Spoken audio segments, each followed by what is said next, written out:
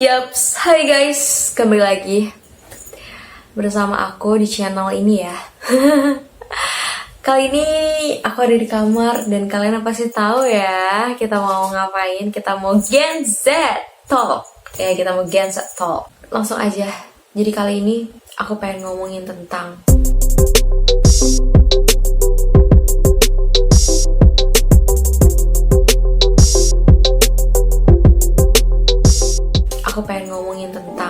kepemimpinan. Random sih kenapa aku pengen ngomongin kepemimpinan ya, tapi intinya kita sekarang nih lagi panas-panasnya ya. Kemarin ini udah ada ini ya, pernyataan siapa-siapa aja calon ya, beberapa calon presiden dan cawapres yang akan maju di pemilu 2024. Menurut aku, kenapa ya kita nggak buat kepemimpinan, leadership itu seperti apa sih? Dan ini berdasarkan dari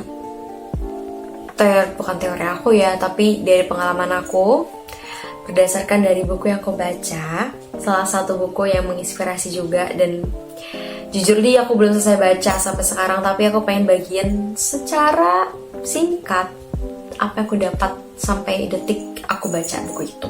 Bukunya adalah ini guys, Pemimpin Tanpa Wajah. Oke. Ngomongin soal kepemimpinan itu, pertama kali aku jadi pemimpin di SMA. Aku menjadi ketua di suatu organisasi dan omong-omong ekspresi aku kayak senang, tapi mengemban jabatan yang luar biasa besar di saat itu. Selama aku jadi pemimpin 1 tahun jadi ketua dalam suatu organisasi, aku merasa gagal sih. Why gitu? Karena aku masih belum bisa membonding aku dengan anggotaku. Aku masih belum bisa hebat dalam menjadi pemimpin yang baik dalam mengambil keputusan ya. Dari situ aku belajar bahwa pemimpin itu adalah skill ya, skill yang perlu kita pelajari, dan itu adalah praktisi guys. Jadi kalau kita pengen jadi pemimpin yang baik ya, kita harus mau belajar untuk menjadi pemimpin. Contoh, ketika kalian dalam satu kelompok ya, kalian yang menginisiasi, kalian yang berinisiatif, itulah salah satu contoh pemimpin yang baik ya. Dan pengalaman aku sama 1 tahun itu naik turunnya, aku mesti berkutat, dan intinya aku mesti berantem antara ego dengan keinginan aku dan juga organisasi aku seperti apa. Di situ aku juga dituntut untuk meningkatkan ini, bukan dituntut ya, kayak aku gak mau ikut organisasi akademis aku turun, tapi aku pengen keduanya balance gitu loh. So, itu yang terjadi. Aku mesti berkorban waktu, bangun pagi, belajar. Apalagi kalau dulu kan kita sekolah sama kuliah itu berbeda. Kalau sekolah itu kayaknya bebannya lebih banyak ya, karena kita menjalani hari-hari yang kadang mata pelajaran itu gak kita mau. Kayak contohnya kita masuk jurusan bahasa tapi dapat matematika gitu. Tapi kalau misalnya di kuliah kan kita sesuai dengan field, sesuai dengan bidang, sesuai dengan passion, atau sesuai dengan keinginan kita untuk masuk jurusan itu. So next guys, dari situ aku belajar untuk mengontrol lagi emosi aku. Jujur aku adalah orang yang introvert, orang yang susah untuk bergaul. Bukan susah bergaul, tapi aku malas untuk pergi kafe, ngobrol nggak jelas ya di otak aku di saat itu ya. Di saat itu aku berpikir bahwa kamu suka nongkrong berarti kamu adalah orang yang pintar gitu, pikiran aku. Tapi ternyata salah guys. Dari situ kita bisa melakukan pendekatan informal kalau dalam bahasa HI ya, dalam bahasa negosiasi ya. Pendekatan informal. Jujur, pendekatan ini adalah salah satu cara untuk membonding membonding hubungan pemimpin dengan anggota-anggotanya. Ya, butuh waktu panjang, tapi salah satu cara yang efektif sih dalam satu organisasi ya. Kemudian beranjak dewasa, aku memimpin suatu kelompok kecil. Setiap minggu ada perkumpulan, dan itu harus menyatukan jadwal masing-masing ya. Gak bisa mereka ikut kita terus-terus, tapi kita juga harus mengerti mereka gitu. Mereka juga punya kesibukan, mereka juga punya prioritas, dan lain sebagainya. Intinya kalau pemimpin itu perlu belajar hal berkomunikasi ya. Kita gak bisa memaksakan, kita harus belajar untuk menyatakan pikiran kita. Aku gak suka sama kamu seperti ini ya. Ketika salah satu anggota kita tidak mengikuti misi yang kita jalankan ya, kita perlu yang namanya one on one, ngobrol empat mata ya, berkomunikasi, ngomongin. Kita harus belajar berkomunikasi. Kita nggak suka ya kita bilang nggak suka, kita suka ya kita utarakan gitu. Kita belajar buat kritik, menyatakan pendapat, kritik, saran. Kita harus belajar itu sih.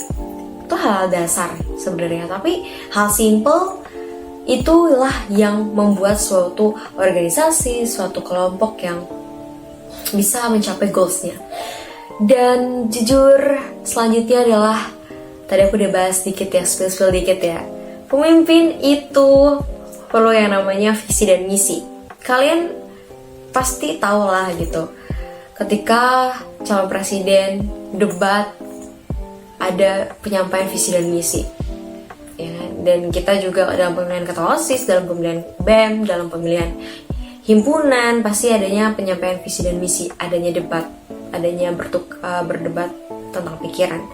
Visi dan misi itu, visi itu satu kalimat guys ya, tapi dampaknya kalau kita bisa mencapai itu misi, bagaimana cara kita untuk mencapai visi itu. Misi itu ada beberapa ya, berpoin-poin. Dan jujur aku sendiri ketika aku lagi bimbang ya mau dibawa kemana, ingat lagi visi dan misi kalian guys ya. Dan kalian para anggota, tips untuk para anggota, janganlah kalian ini membuat susah pemimpin kalian, karena itu mendukakan hati seorang pemimpin sih. Pemimpin emang harus punya kapasitas hati yang luar biasa, kapasitas tenaga yang luar biasa. Dia kalau bisa jangan sakit deh gitu, bahasa kasarnya ya. Dia udah berkorban banyak loh, waktunya tuh buat kalian. So feedbacknya apa nih gitu, kalian juga harus bisa belajar sih di situ. Dan ngomongin soal kepemimpinan, aku ada satu buku yang tadi aku jelaskan, Pemimpin Tanpa Jabatan.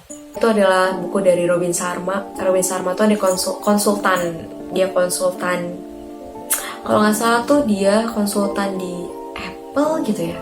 Dia beberapa perusahaan terkenal. Dia menjadi konsultan di situ. Dan dia buat buku itu. Dia mengumpamakan bahwa tokoh dari buku tersebut adalah seorang pelayan toko yang sudah lama bekerja di suatu toko buku.